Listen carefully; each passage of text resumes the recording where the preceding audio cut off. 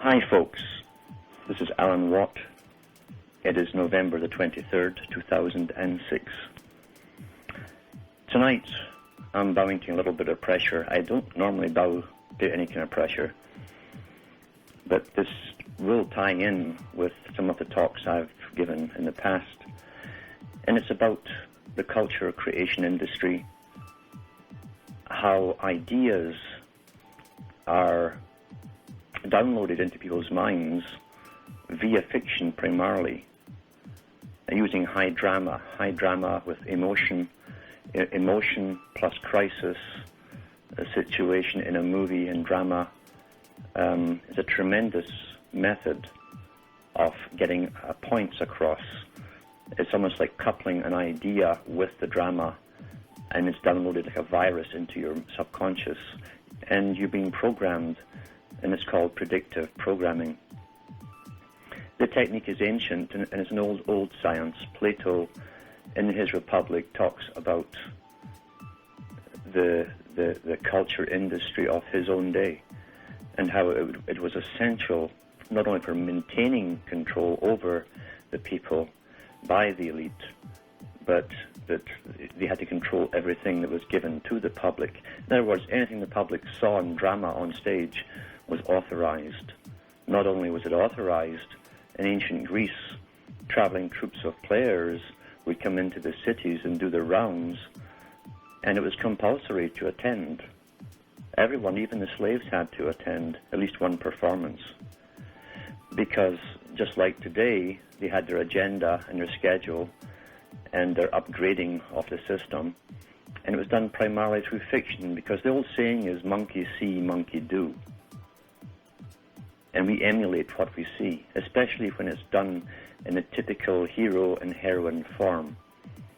The male will project himself into the hero's part and identify with the hero character, and the female, at least in the old days before all the vast estrogen stuff in their food and so on, and inoculations, the females used to look towards the heroine.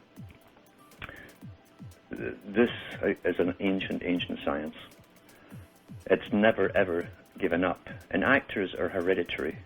The families in acting can go back probably hundreds, maybe some of them maybe thousands of years.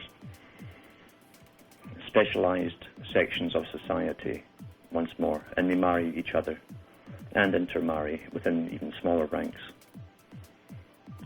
What's more interesting is the producers, the magicians, you might say,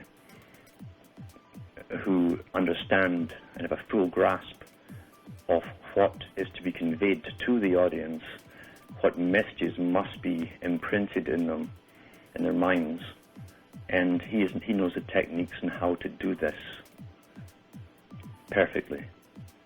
A perfect science. Now, what's interesting is that back in the 1960s, the Royal Institute of International Affairs and its American branch, Council on Foreign Relations, had one of their international meetings. They held it in England to decide which country, using its film industry, would create the international culture of the future. And this was in the newspapers back then. And it was, I think, 2 or 3 week long meeting. And it was ultimately agreed upon that Hollywood would be given the job to create the worldwide culture for the general public, for a global society. And it would also be coupled with the music industry, obviously, because they go hand in glove, as Plato said, plus the fashion industry. Plato mentioned that too, and he called it the fashion industry in ancient Greece. Nothing, the more things change, the more they stay the same. And if something works, you don't want to change it. Why change it?